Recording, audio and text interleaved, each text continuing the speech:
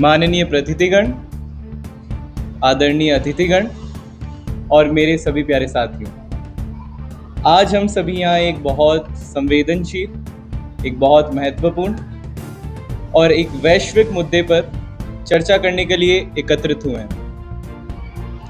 वर्तमान समय में विश्व एक ऐसे संघर्ष का सामना कर रहा है जिसने न केवल मध्य पूर्व विश्व बल्कि पूरे अंतर्राष्ट्रीय समुदाय को प्रभावित किया है।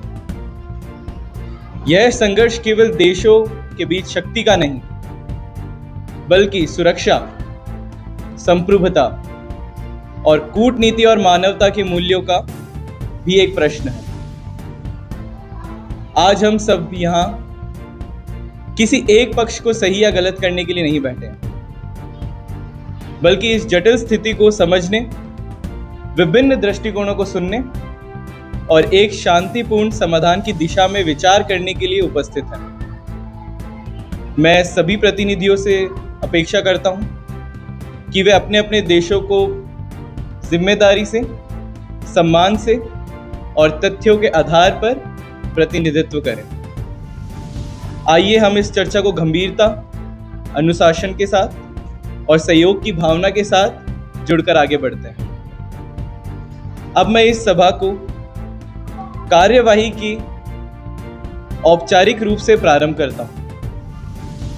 इसके लिए सबसे पहले हम सभी देशों के इस मुद्दे पर टिप्पणी सुनना चाहेंगे।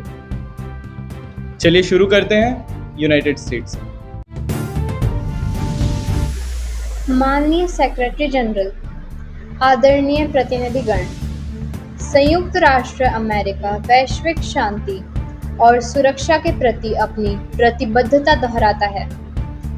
ईरान की गतिविधियां, विशेष रूप से उसका परमाणु कार्यक्रम और क्षेत्रीय हस्तक्षेप न केवल मध्य पूर्व बल्कि पूरे विश्व के लिए गंभीर चिंता का विषय है। हमारे द्वारा उठाए गए कदम आत्मरक्षा और अपने सहयोगियों की सुरक्षा सुनिश्चित करने के लिए आवश्यक थे। हम स्पष्ट करना चाहते हैं कि हमारा उद्देश्य केवल युद्ध नहीं, बल्कि स्थिरता और सुरक्षा है। हम कूटनीति के लिए खुले हैं, लेकिन अपने और अपने सहयोगियों की सुरक्षा के साथ हम कभी भी समझौता नहीं करेंगे। धन्यवाद। ईरान और अमेरिका के बीच जब भी टेंशन बढ़ा है तो ईरान हमेशा डिफेंसिव एक्शन पर रहा है। ईरान हमेशा से यही चाहता है कि अगर उनके लोगों और जमीन पर हमला होगा तो ईरान ये चीज बर्दाश्त नहीं करेगी। आज हम किसी ऐसी जंग की बात नहीं कर रहे हैं जो ईरान ने शुरू की है, बल्कि आज हम उस डिफेंसिव वॉल की बात कर रहे हैं जो ईरान ने बरसों के एक्सप्लॉइटेशन और फॉरेन के इंटरफेरेंस के लिए खड़ी की है। इस लड़ाई में हमारा स्टेटमेंट जंग का ऐलान करना नहीं, बल्कि इजराइल और अमेरिका की दादागिरी के खिलाफ आंदोलन का है। हम अपनी लोगों की सेवाओं और उनकी सुरक्षा के लिए किसी भी हद तक जा सकते हैं, और यदि हमारे लोगों और जमीन पर हमला होगा तो ईरान ये चीज बर्दाश्त नहीं करेगी और इसका जवाब फास्ट एंड फ्यूरियस होगा। माननीय सेक्रेटरी जनरल, आदरणीय प्रतिनिधिगण, इजराइल आज इस मंच पर अपने अस्तित्व और अपने नागरिकों की सुरक्षा के अधिकार के साथ खड़ा है। पिछले कई वर्षों से इजराइल लगातार हमला और उन खतरों का सामना कर रहा है जो उसके नागरिकों पर निशाना बनाते हैं। ईरान की नीतियाँ और उसके द्वारा सम्मिलित संगठनों की गतिविधियां और उसके बयान, ये सभी हमारे लिए गंभीर और व्यवस्थित खतरा है। ऐसे में हमारा चुप रहना और इंतजार करना संभव नहीं है। हम ये स्पष्ट करना चाहते हैं कि हम युद्ध नहीं चाहते, लेकिन अपने देश की सुरक्षा के लिए हम अवश्य कदम उठाएंगे और शांति तभी संभव है जब हर दूसरे देश अस्तित्व के समान करे और खतरे समाप्त हो। धन्यवाद। Honourable speaker and honourable president, हम आज यहाँ एक ऐसे मैन मेड क्रिशियस पर बात कर रहे हैं जो वॉशिंगटन तेलुगु हेगेमोनिक प्रेशर पर नतीजा है।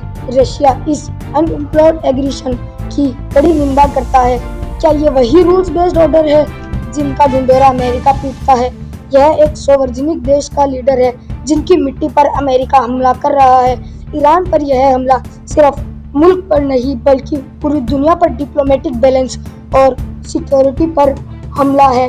हम साफ तौर पर कहते हैं अमेरिका और इजराइल ने मिडिल ईस्ट पर बड़ी मुसीबत डाल दी है। रशिया हमेशा से इंटरनेशनल रिस्पेक्ट का ख्याल रखता है। अगर दुश्मन ने अपनी एग्रेसिव पॉलिसी नहीं बदली तो उसका असर पूरी दुनिया की इकोनॉमिक और पीस पर पड़ेगा। इसलिए हम यह मांग करते हैं कि यह लड़ाई तुरंत बंद हो, डिप्लोमेटिक रास्ता निकाला जाए। धन्यवाद। यूनाइटेड किंगडम इस तेजी से बढ़ते हुए तनाव को लेकर चिंता व्यक्त करता है। हम अपने सहयोगियों का समर्थन करते हैं, लेकिन साथ ही साथ मानते हैं कि इस स्थिति को और अधिक गंभीर होने से रोकने में हम सभी की साझा जिम्मेदारी है। इतिहास हमें सिखाता है कि युद्ध का परिणाम विनाश, अस्थिरता और मानवता की हानि है। इसलिए यह आवश्यक है कि सभी देश संयम बरतें, किसी भी प्रकार के उकसावे से बचें।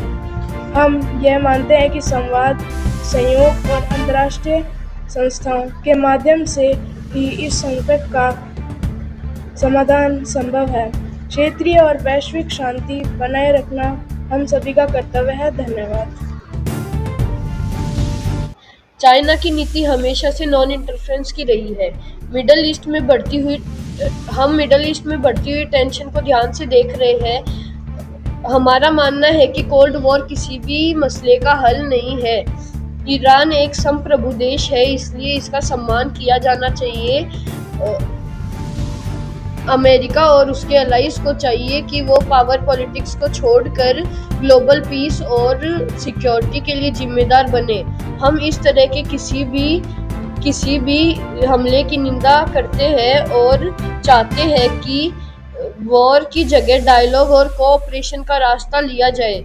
हम ईरान के इस अपनी जमीन और लोगों की रक्षा की चिंता को समझते हैं और उसके साथ खड़े हैं। दुनिया में शांति तभी आएगी जब डबल स्टैंडर्ड खत्म होगा। Thank you. जर्मनी इस समय उत्पन्न हुई स्थिति को अत्यंत गंभीरता से देखता है और अपने सहयोगियों के साथ खड़ा है।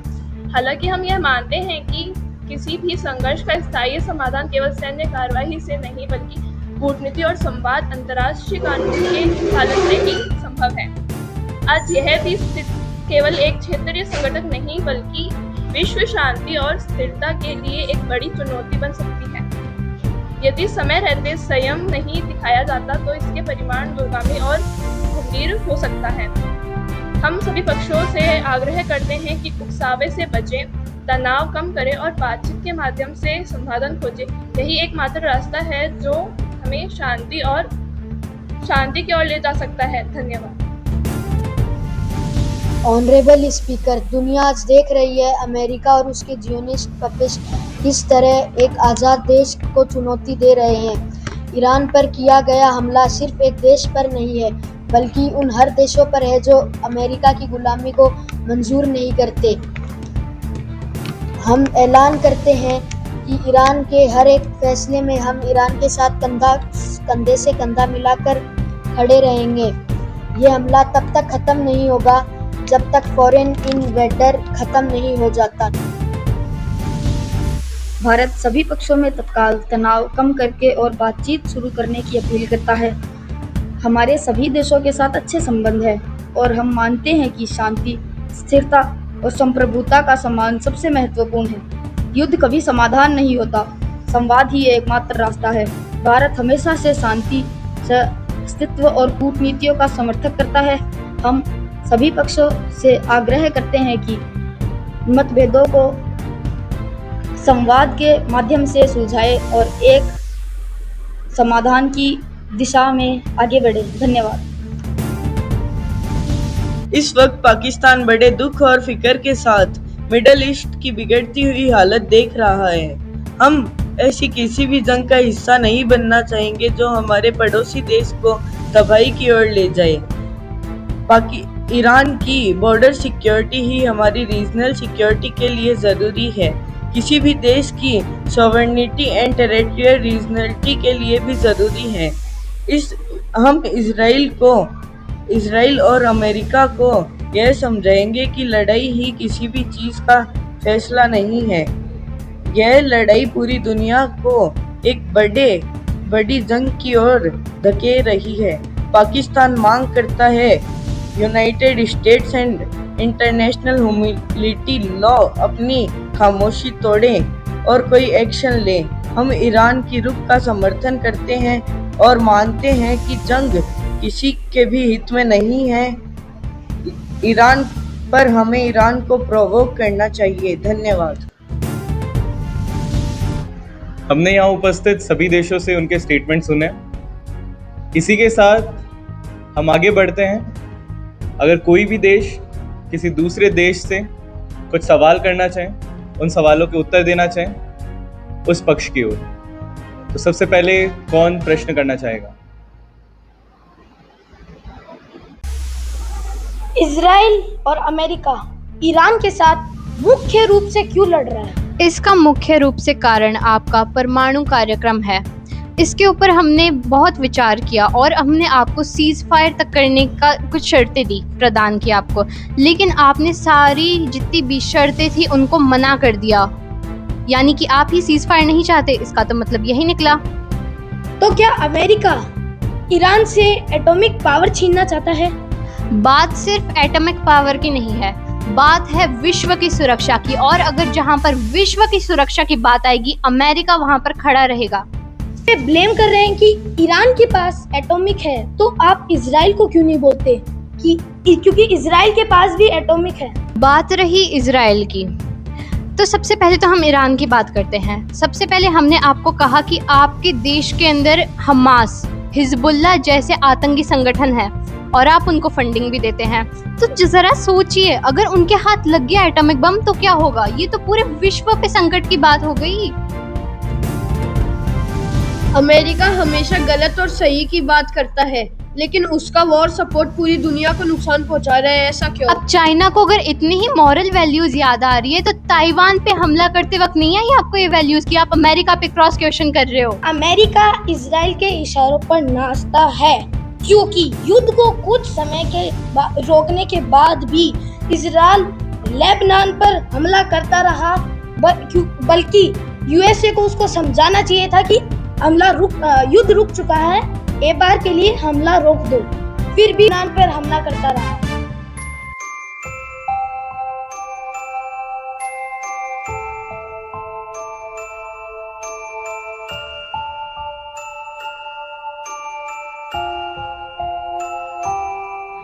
जैसा कि जॉन एफ कैंडी ने कहा, मानव जाति को युद्ध खत्म करना होगा, वरना युद्ध मानव जाति को खत्म कर देगा।